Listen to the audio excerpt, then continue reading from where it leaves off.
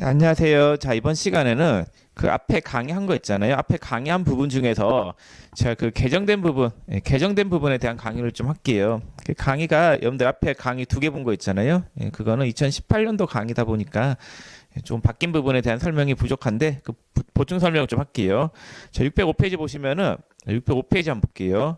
그 자녀세액공제 부분이 바뀐 부분인데 근데 자녀세액공제는 기본공제 대상자인 자녀가 한 명 있으면 15만 원, 두 명 있으면 30, 세 명 있으면 60인데 그 기본공제 대상자인 자녀가 7세 이상 자녀여야 돼요. 만 7세 이상 자녀가 한 명 있으면 10만 원, 두 명 있으면 30, 세 명 있으면 60인데 이게 작년까지는 6세였어요. 6세. 아, 다들 자녀가 있으면 다 20세 이하의 자녀면 되는데 올해 바뀌어가지고 이제 7세 이상, 만 7세 이상이면은 이제 초등학교 입학한 자녀예요. 취약한 이후에 그 자녀만 가능하다라는 거. 이게 왜 바뀌었냐면요. 만 6세 이하, 그러니까 초등학교 가기 전에 애들 있잖아요. 그 애들은 그 동사무소에서 지원금 나와요. 한 달에 뭐 매달 10만 원씩 나오나? 이미 돈을 주고 있기 때문에 자녀세액공제까지 해주면은 이중 혜택으로 보고 그 6세 이하 자녀는 자녀세액공제를 안 해주고 만 7세 이상인 자녀만 가능하다라는 거. 자, 이거 하나 알아두시고. 자, 그 다음에 607페이지 보시면은 그 산후조리원 비용이 있는데 산후조리원 비용이 의료비 세액공제 같아요. 올해 바뀌었어요. 근데 이게 급여가 있잖아요. 7천만 원 이하여야 되고 연간 한도는 200이에요. 그래서 아마 제가 앞에서 설명할 때 산후조리원 비용은 안 된다라고 했을 건데 돼요. 올해부터는 되는 거니까 알아두시고 이 총 급여 요건이 7천만 원 이하잖아요. 7천만 원 이하의 요건, 그러니까 총 급여 요건이 있는 거는 자, 산후조리원 비용, 그 다음에 월세액 세액공제 있잖아요. 여러분들이 배운 거기 몇 페이지죠? 610페이지에서 배운 월세액, 611페이지에서 배운 월세액 세액공제 있잖아요. 그 두 가지가 총급여 7천만 원 이하 요건이에요. 뭐 굳이 하나 더 이야기하면은 청약저축도 소득공제에서 배운 청약저축 있잖아요. 600페이지에 주택 청약저축 그것도 총급여 7천, 총급여 7천만 원 이하의 요건이 들어가는 거는 청약저축, 산후조리원, 그 다음에 월세액 이렇게 세 가지가 있어요. 자, 그 다음에 609페이지 보시면은 뭐 기부금 세액공제가 거기에 뭐 15% 이렇게 돼 있는데 그럼 별로 안 중요하고 그 다음에 610페이지에 기부금이 한도 초과돼서 공제를 올해 못 받은 거는 2월이 되는데 2월은 10년간 가능해요. 그것도 참고를 알아두시고 시험에 나오거나 그러진 않고 611페이지 보시면 월세액 세액공제에 뭐 개정된 부분이 주택 규모 국민주택 규모의 주택이거나 기준시가 3억 원 이하 주택 기준시가 3억 원 이하의 주택이면은 국민주택 규모의 주택이 아니라 하더라도 월세액 세액공제가 가능한 걸로 바뀌었는데 뭐 이것도 크게 중요한 건 아니니까 가볍게 보고 넘어가셔도 무방하겠습니다.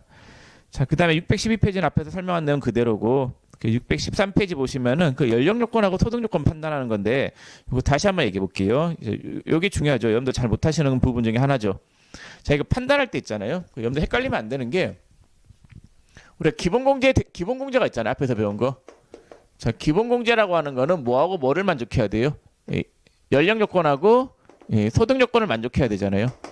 그럼 기본공제가 되는 거는 연령 요건하고 소득 요건을 만족하는데 그다음 우리가 교육비나 의료비, 교육비에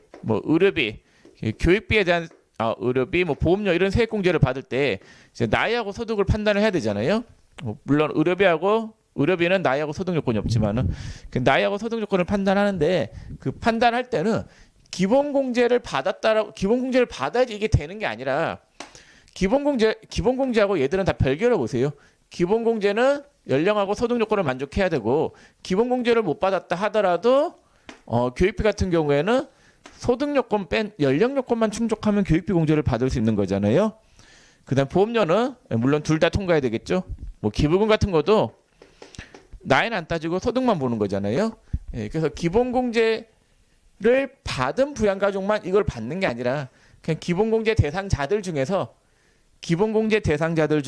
연령 요건하고 소득 요건을 통과하면 기본공제를 받는 거고 기본공제 대상자들 중에서 교육비 같은 경우에는 소득만 충족하면 받을 수 있는 거예요. 별개로 생각하세요. 두 가지를. 자, 그리고 613페이지 상단에 보시면은 이 연령 요건하고 소득 요건 판단할 때 판단할 때 이렇게 한번 해보세요. 소득 요건은 뭐만 적용을 안 받아요? 의료비는 아무것도 안 따지죠. 근데 다른 것들은 소득이 안 되면 무조건 안 되는 거예요. 부양가족이 공제를 받을 때, 부양가족이 지출한 거 공제 받을 때 소득이 있으면은, 부양가족의 소득이 있으면은 다 안 돼요. 뭐만 돼요? 의료비만 돼요. 자, 그 다음에 나이를 따지는 거는 뭐만 따져요? 보험료만 따져요. 그래서 여러분들이 이거 소득 요건하고 연령 요건 판단하실 때, 자, 소득이 있으면은 되는 건 하나밖에 없어요. 뭐밖에 안 돼요? 의료비밖에 안 돼요. 그 다음에 나이 요건을 충족하지 않았을 때는, 다른 거는 소득 요건을 만족했는데 나이 요건을 충족하지 못했다라고 하면은 안 되는 거는 보험료만 안 되는 거예요. 예, 그래서 여러분들 판단할 때, 아, 소득이 있다, 부양가족이 소득이 있으면 아, 다 안 되겠구나. 뭐 빼고? 의료비 빼고. 연령 요건을 충족하지 못했다, 그럼 웬만한 건 다 되는데 뭐만 안 된다라고요? 보험료만 안 되는 거예요. 자, 그래서 거기 안에 보시면은, 자, 아내가 지금 소득이 있어요, 없어요? 총급여 500 이하니까 되는 거잖아요. 그 아내는 다 받을 수 있어요. 못 받는 게 없어요. 그래서 밑에 보면 표에 아내는 전부 다 5죠. 부치는 소득 걸렸죠. 소득 걸리면 되는 거는 의료비밖에 없어요. 그 표에 봤더니 그렇게 돼 있죠. 모치는 금융소득 합계가 2천만 원 이하니까 오케이잖아요. 다 되는데 교육비는 안 되겠죠. 직계전속의 교육비는 안 되니까. 뭐 딸은 다 되겠죠. 아들은요, 나이에서 걸렸으니까 안 되는 거는 보험료밖에 없을 거예요. 하단에 표 보면 그렇게 돼 있죠. 동생이 있는데 일시적 강연료 수입이 250이 있으니까 소득 금액 얼마가 돼요? 몇 프로 빼야 돼요? 60% 빼면 소득 금액은 100이니까 동생은 소득 요건은 걸린 게 아니죠. 소득 요건 걸린 게 아니기 때문에 다 그 보험료 빼고는 다 되는데, 추가로 뭐가 하나 더 안 되냐면요. 장애인이네. 그리고 동생은 장애인이기 때문에 나이도 안 따지네. 다 되는 거죠. 다 되는 건데 그건 안 되겠죠. 신용카드는 형제자매 사용분은 안 되잖아요. 처제는 나이가 안 되니까 보험료하고 신용카드가 안 되겠죠. 이렇게 보시면 되겠고, 자, 그러면은 여러분들이 연말정산 부분은 다 설명드린 거예요. 이렇게 정리를 하시면 되겠습니다. 자, 공부하실 때 있잖아요. 이 부분 공부하실 때 연말정산은 시험에 잘 나와요. 잘 나오는 게 100% 나와요. 100% 나오는데, 그 실기와 관련해서 알아둬야 될 이론은 일단은 비과세 5가지 설명한 거 있잖아요. 그거 외워두시고, 그 다음에 소득공제하고 세액공제를 공부하실 때는 핵심적인 것만 알고 가세요. 뭐 쓸데없는 건 다 제끼시고 핵심적인 것만 보시면 되는데, 기출문제집 보시면은 76페이지부터 77, 78, 79페이지까지 이 4페이지가 연말정산 관련된 그 요약 정리예요. 거기 있는 것만 보고 들어가셔도 시험에서 틀릴 게 없어요. 그것만 보셔도 돼요. 그래서 이 책 보면 좀 헷갈린다라고 하시면은 그 기출문제집에 있는 그 4페이지, 그 부분만 열심히 보시면 될 것 같습니다. 자, 연말정산 설명을 다 드렸고, 그 소득세 이론할 때 안 한 부분이 하나가 있어요. 문제도 몇 개 안 푼 게 있는데 그거 좀 보고 갈게요. 자, 몇 페이지냐면요.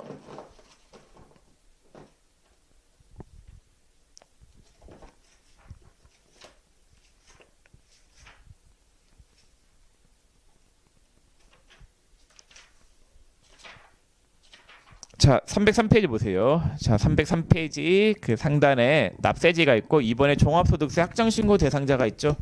그것도 이런 문제로 시험에 잘 나오는 건데, 자, 원래 개인 있잖아요. 개인은 1월 1일부터 12월 말까지 번 소득에 대해서 언제까지 세금을 신고 납부하는 게 원칙이냐면요, 5월 달에 신고 납부하는 게 원칙이에요. 그래서 원칙은 5월 달이다. 자, 근데 예외가 있어요. 예외를 아셔야 돼요. 자, 예외 첫 번째, 분리과세 대상 소득만 있는 자들. 분리과세 대상 소득만 있는 자들은 5월 달에 할 필요 없어요. 왜냐면은 원천징수로서 납세 의무 종결이잖아요. 그렇기 때문에 5월 달에 세금 신고할 필요가 없어요. 자, 두 번째, 퇴직소득이 있는 자. 퇴직소득만 있는 자. 퇴직소득도 원천징수로서 납세 의무 종결이에요. 그래서 두 가지는 전부 다 원천징수로서 납세 의무 종결이기 때문에 5월 달에 세금 신고할 필요가 없고, 이게 소득금액 계산할 때 5월 달에 세금 신고하는 거랑은 전혀 관련 없는 소득들이에요. 무시. 있어도, 이런 소득이 있어도 5월 달에 세금 계산하는 거에는 전혀 관련이 없는 소득들. 자, 그다음 세 번째 이제 연말정산 대상 소득만 있는 자들. 연말정산 대상 소득만 있는 자들은 5월 달에 세금 신고할 필요가 없고, 언제 신고를 하는 거예요? 2월 달에 하죠. 그래서 연말정산 대상 소득만 있는 자들은 2월 달에 세금 신고하는 거기 때문에 5월 달에 안 해요. 자, 그러면 연말정산 하는 소득에는 크게 세 가지가 있어요. 네, 첫 번째, 근로소득이 있어요. 근로소득만 있는 자들은 2월 달에 연말정산하죠. 두 번째 배운 게 뭐가 있었냐면요. 사업소득자들, 직전연도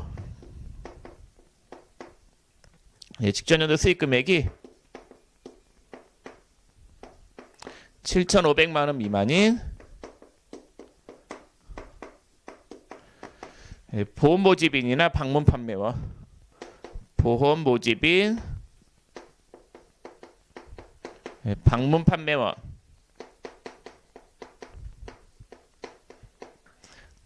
이러한 자는 5월 달에 갈 필요가 없이 2월 달에 연말정산해요. 직전 연도 수익 금액이 7,500이 안 되면은 수익 금액이 크지 않기 때문에 보험 모집인하고 방문 판매원은 어차피 보험회사나 그 방문 판매원 회사 소속이잖아요. 소속인데 단지 뭐 수당이 근로계약을 맺은 게 아니라 독립적으로 일하는 걸로 해가지고 프리랜서 사업소득자로 등재가 돼 있어요. 그러면은 그런 분들이 5월 달에 자진해서 신고해도 돼요. 해도 되는데 되게 힘들겠죠. 힘들고 귀찮을 거 아니에요. 일하는데 방해될 거 아니에요. 그래서 보험회사에서 따로 할 수 있게 해줘요. 보험회사가 세금 신고를 대신 할 수 있게 해주는데 지가 직접 하지 않고 본인이 하지 않고 2월 달에 회사에서 대신해 주는 게 연말정산이라고 했었잖아요. 그 연말정산이 가능해요. 보험 모집인하고 방문 판매원은 직전 연도 수익 금액이 7,500만 원이 안 되면. 자, 그다음에 또 연말정산하는 소득자가 누가 있느냐? 공적연금 소득만 있는 자들.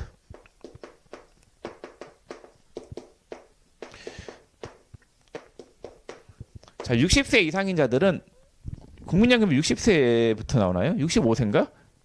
어쨌거나 국민연금 받으시는 분들 있잖아요. 공적연금. 공적연금을 받으시는 분들은 연금관리공단에서 따로 연말정산을 해줘요. 해주기 때문에 직접 할 필요가 없어요. 2월 달에 해줘요. 그래서 연말정산하는 소득은 이렇게 세 가지가 있어요. 근로소득, 그 다음에 직전연도 수익 금액이 7,500만 원 미만인 보험 모집인 방문 판매원, 그 다음에 공적연금 소득만 있는 자. 이러한 경우에는 5월 달에 소득 신고할 필요 없는 경우예요.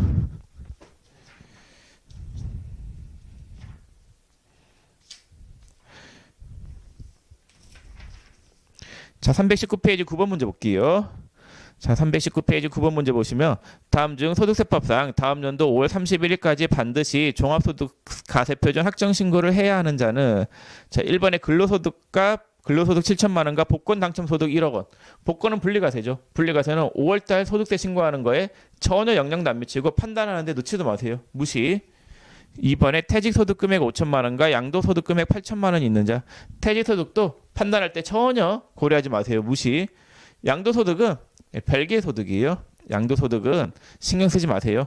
분류과세라고 썼잖아요. 5월달에 할 필요 없어요. 자, 3번에 국내 정기예금 이자 소득 금액 2,400만 원과 일시 강연료 기타 소득 금액 330만 원. 자, 여기에 해당하는 게 아니기 때문에 얘는 5월 달에 가야 돼요. 기타 소득은 5월 달에 세금 신고해야 되고 그다음에 이자 소득이 금융 소득의 합계가 2천만 원이 넘으면 5월 달에 신고해야 돼요. 자, 3번 일용은 그거죠. 분리과세. 아예 신경 쓰지 마시고 공적연금은 연말정산이기 때문에 5월 달에 갈 필요가 없어요. 자, 10번에 동그라미 3번 볼게요. 한 가세 기간에 근로소득이 두 군데 사업장에서 발생했는데 연말정산 시 합산해서 신고하지 않은 경우. 자, 원래 연말정산할 때 두 군데에서 근로소득이 발생했으면 합산해서 신고를 했었어야 돼요. 합산하지 않았으면은 따로 5월 달에 개인적으로 신고해야 돼요. 그러니까 2월 달에 연말정산 했을 때 아무 소득이 없어야 돼요. 2월 달에 연말정산 할 때 그 해에 만약 2019년 연말정산 했다. 그럼 2019년도에 소득이 근로소득만 있는 거고 있는 근로소득을 전부 다 2월 달에 제대로 신고를 했다라고 하면 그걸로 납세 의무는 종결인데 연말정산으로 납세 의무가 종결이 안 된 거예요. 다른 소득도 있었던 거예요. 신고 안 된 소득도 있었던 거예요. 그러면 5월 달에 신고하면 돼요. 5월 달에 신고해야 돼요. 자, 됐습니다. 나머지는 여러분들 풀어보시고 자, 그 다음에 330페이지 보시면은 자, 330페이지 7번 문제 보시면은 소득세법상 근로소득자와 사업소득자에게 공통으로 적용될 수 있는 소득공제 및 세액공제.